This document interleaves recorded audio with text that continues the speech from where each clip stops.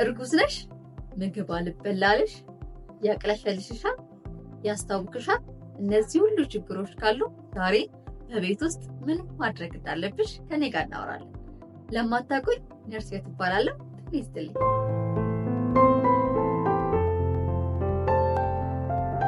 በእርግዝና ጊዜ የሚመጣ ማቅለሽለሽና ማስታወክ ምክንያቶቹ ባይታወቁ ግን የሚጠቀሱ ምክንያቶች አሉ። በእርግዝና ጊዜ ሰውነት የተለያየ አይነት የሆርሞን ለውጥ ያጋጥመዋል። እነዚህ ሆርሞኖች ደግሞ ኢስትሮጅን እና ኤችሲጂ ናቸው። እነዚህ ሆርሞኖች የስርዓተ መፈጠት ሂደትን ያስተጓጉላሉ። ስለዚህ ላንቺ የማቅለሽለሽ የማስታወክ እድልሽን በጣም ያሰፉታል ማለት ነው። ለዛ ነው ስለዚህ ከፍተኛ የሆነ የሆርሞን ለውጥ ስላለ ነው ማለት ነው ማቅለሽለሽ ማስታወቁ እየበዛ የሚሄደው። አብሶ ደግሞ የመጀመሪያው 3 ወር ላይ እየበዛ ይሄዳል ማለት ነው። ስለዚህ በቤት ውስጥ ምን ማድረግ ነው ያለብኝ? መፍትሄው በቤት ውስጥ ምን ማድረግ አለብኝ ካልሽኝ፣ አንደኛ ቅመማ ቅመም የበዛባቸው ምግቦችን አለመመገብ። ቂቤ፣ ቅመማ ቅመም፣ በርበሬ የበዛበት ጨንጓራ ሊነኩ የሚችሉ ምግቦችን ጨንጓራ በሽታውን ማቅለሽለሹን ማስታወኩን ሊያባብሱ የሚችሉ ቅመም፣ ቂቤ የበዛባቸው ምግቦችን አለመመገብ። ስትመገቢ ደግሞ ትንሽ ትንሽ ቶሎ ቶሎ መመገብ።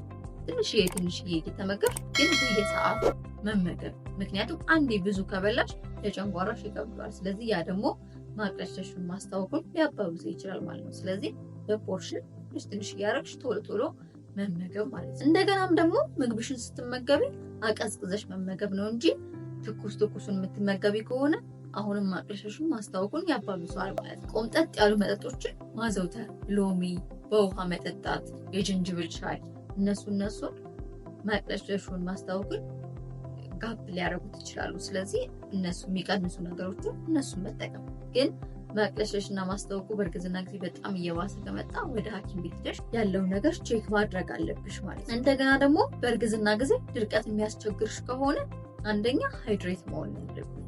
ውሃ መጠጣት በእርግዝና ጊዜ ድርቀትም ቢኖርብሽም በእርግዝና ጊዜ ውሃ መጠጣት በጣም አስፈላጊ ስለሆነ ድርቀትም ካስቸገረሽ ሁነኛው መፍትሄ ፈሳሽ ነገሮች መጠቀም ወይም ደግሞ መጠጣት ነው።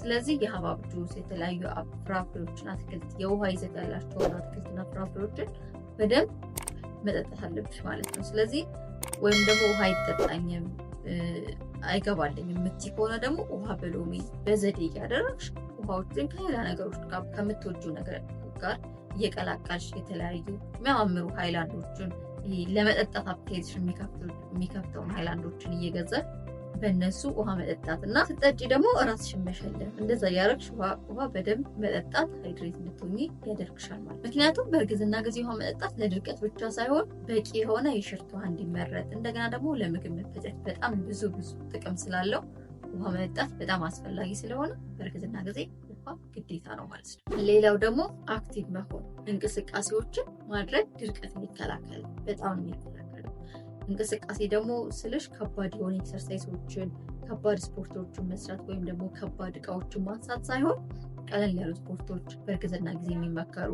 ይሄ ሁሌ ቁጭ አለ ማለት ምክንያቱም በእርግዝና ጊዜ በጣም የድካም ስሜት ስላለ ድካም ስሜት ስለሚሰማሽ ቁጭ ማለት ነገር አለ። እንደሱ ሳይሆን አክቲቭ መሆን፣ ስፖርት መስራት፣ በቀን ውስጥ ቢያንስ ለ30 ደቂቃ እያልሽ ወክ ማድረግ። አብሶ ደግሞ የመጨረሻው 3 ወራት ምጥሽንም አሪፍ እንዲሆን ያደርገዋል። እንደገና ደግሞ ለጡንቻ ለልብ ጤና በጣም ይጠቅማል። ስለዚህ እንቅስቃሴዎችን ማድረግ፣ አክቲቭ መሆን፣ የተለያዩ ስፖርቶችን እርግዝና ጊዜ የሚመከሩ ስፖርቶችን መስራት ጥቅሙ ምንድነው? አሪፍ ያደርገዋል ማለት ነው። ጥቅሙ ደግሞ ምንድነው? ድርቀትሽንም ይከላከላል ማለት ነው። እንደገና ደግሞ አትክልትና ፍራፍሬዎችን መመገብ ምንድነው ጥቅሙ?